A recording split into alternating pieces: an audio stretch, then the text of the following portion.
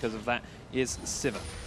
You can see Rumble's pushing up very high up into this top lane, and his ward just died. Gilius typically would be around mid lane, perhaps, to help out Xerath this early on in the game because of the catch potential, but it's top lane, actually. Odoamne has to be careful. Yeah, but they can't get the Twisted Advance down from Maokai. Flashes to get the snare in. There's no stun yet from Gilius, but he's going to do a lot of damage here in Spider form. Odoamne is trying to fight them, but he's overheated now. Gilius is very close, but he's taking so much damage and can't go into the bush.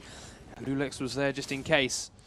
Odoamne gets away with a tiny bit of health left. He's going to go in for more, but no mana on Eclipse, I think, is pretty much a safe bet there for Odoamne. But what happened in that engagement was Gilius was forced to sit behind their own minions because he couldn't risk getting hit by the Electro Harpoon from Odoamne, because that would have put Gilius far too low to actually go in. So very nice play, waiting for that moment from Gilius.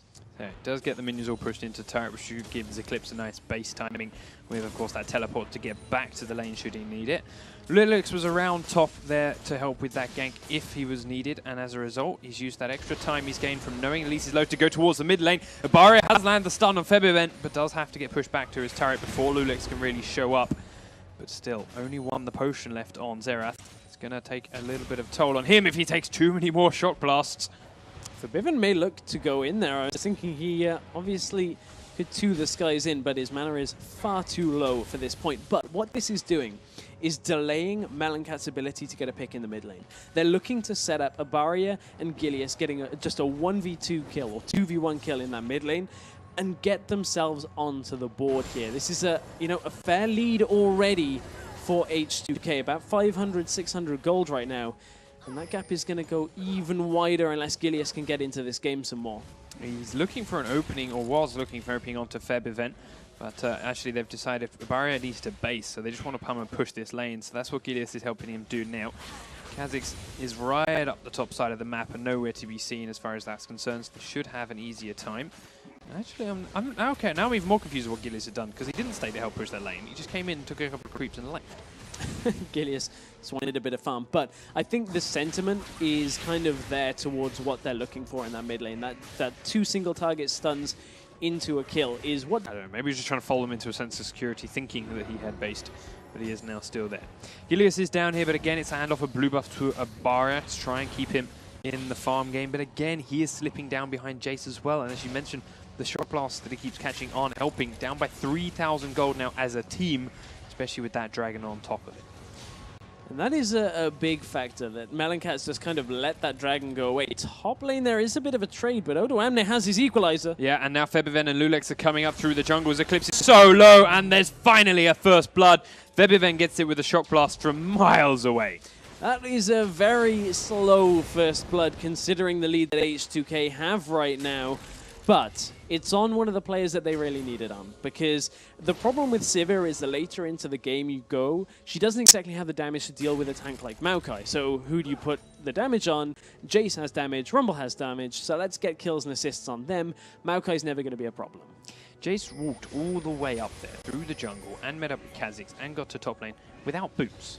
Yep. And he didn't use his acceleration gate because he needed it for the shock blast. He was just given all the time in the world to stroll on and have a little look around the jungle and pick up a kill without any kind of response from Meloon Cats. Hey man, don't underestimate the extra movement speed that you get from Transform. There is some of that too. It's hammer Transform on the way up. We do actually get a stun from Gilius onto Voidal, but he shrugs it off with a heal. We do see MC now trying to get a bit of vision control around this Dragon Pit, which is good, but as Dragon's not coming up for over 2 minutes, those walls probably won't last. No, and another factor that when Dragon actually does end up coming up is Odoamne is going to be a massive presence there. He's got a needlessly large rod before even haunting guys, which is an insane decision-making process that Odoamne has gone through. Is like, I don't actually need the magic penetration right now. I'm just going to get flat AP and deal massive amounts of damage to everybody in the next Dragon fight. So you see him bullying Eclipse off of every last creep.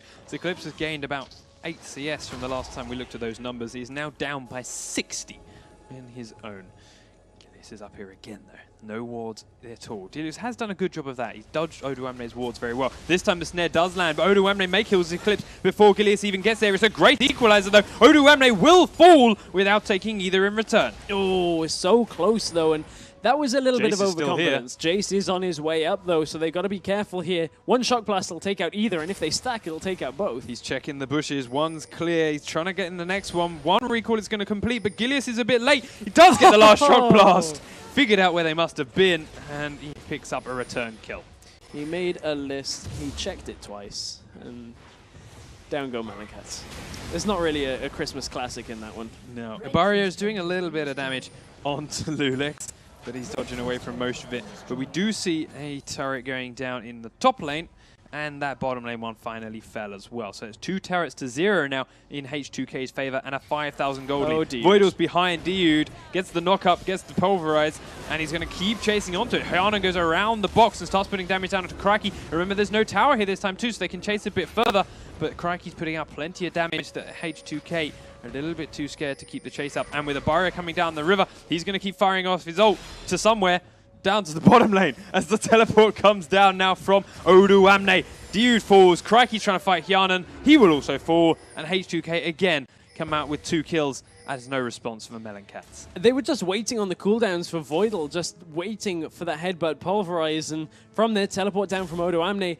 Here's the dragon fight that we were kind of predicting, but it is going to be preceded by a mid tower going down as well. Mid tower falls, mid lane is all the way open, and Meloon Cats are getting pushed back even harder.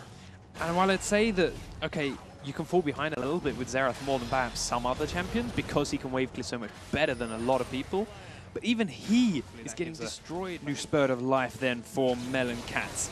We do see in the top lane they're giving another go on Oduamne, but he uses the equalizer down onto 2, and Gilius is taking so much damage from it. Oduamne is slowed up again, but now he's got Voidal in support, and it's a 2v2. Kha'Zix and Sivir are also coming, and suddenly Meloon Cats are massively outnumbered. Eclipse is running in the right direction. Lulex and Oduamne, however, are chasing to Gilius, who is in certain doom. They're going to keep chasing him as far as they can. He's heading towards the river. Oduamne's careful of the turn, but there's the slow. There's the kill for Rumble.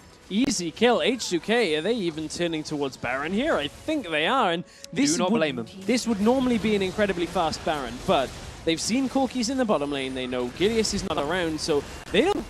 There's no damage available really for Meloon Cats to look to steal this one away. Yeah, even with that kill, of course, the jungle smite is gone. Abarek, do you have the damage? Gives it a go, but Kha'Zix picks it up with ease, even with Dude's grab. But we do get the ult come out from Xerath. Oduamne, however, dodges every single one. And now they may even follow it up some more kills. Eclipse's headbutt pulverized and killed. Kha'Zix going to chase onto Abaria. The Shock Blast doesn't quite land, but the hook from Dude will hit Lulex. He's going to flash forward, though, and go for the next reset. Now they're onto Abaria. Lulex incredibly low, but Abaria's down. And it's a double kill for Jace. I believe the only one that didn't die in that whole fight was Crikey, and that is just H2K with this massive spike they have right now.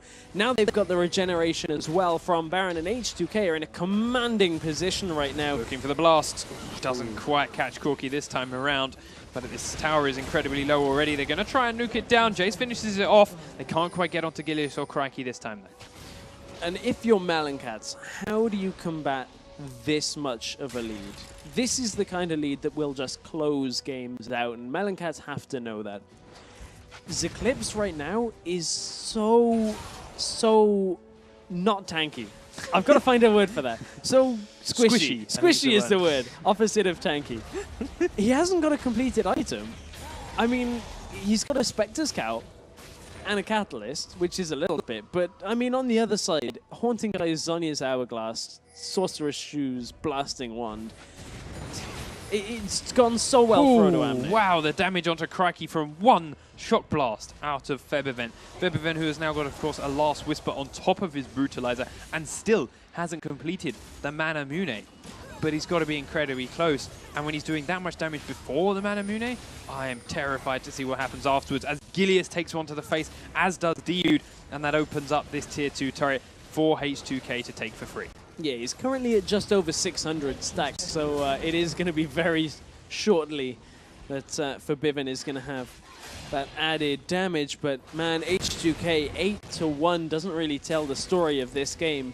There was a good 14-minute period at the beginning of this game where H2K just pushed around the lanes. They didn't get any kills, but they didn't need it. They just gave themselves the platform to set the game up like this. They certainly played smart. We know a lot of teams who, if you start going well like that, would just start trying to get crazy kills and doing silly things and risk throwing the game away because of it.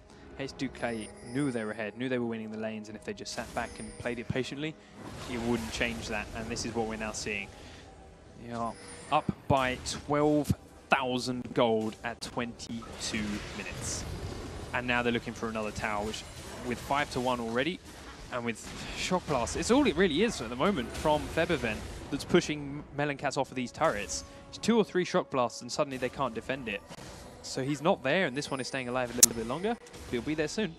And honestly, this is H2K's playstyle through and through. They like to exert a lot of map pressure, push all 3 lanes if they can, and just completely choke your opponents out. Force them to spread as thin as possible. Voidal's coming behind him, but they are forced to engage. Eclipse is there. Gilius is up. Abari has to fall back, but we do get a kill onto Eclipse first. Now H2K looking for the resets as Jace comes in behind. Thresh is down. Xerath's down. Crikey's the only man alive. H2K lose no one and pick up 4 kills and a tower. Oh, it should not be that easy at 23 minutes into the game, but the resets from Kha'Zix are just too strong right now, and that is going to indicate exactly what I think a lot of people would have been expecting by there. That's a surrender vote coming through.